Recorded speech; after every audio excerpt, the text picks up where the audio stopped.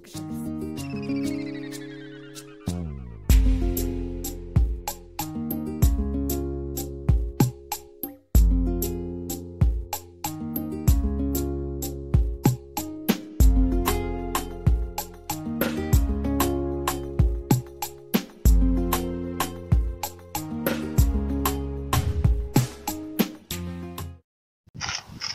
ban kayata. Ni kuma. Ko ka zo ka shake ni ka ce ba ka sai ka ce wani barawo.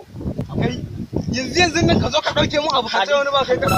Wallahi da shege nake. Aba ya kake shake ni ne wai. Alquran sai ka fito min da jama'a ka zo kana shake ni kana cewa wallahi sai ka fito min. Ya sun sai ka fito min da abun da ya daukan ma. Wallahi ban daukan ma. Malam me haka? Me ya faru?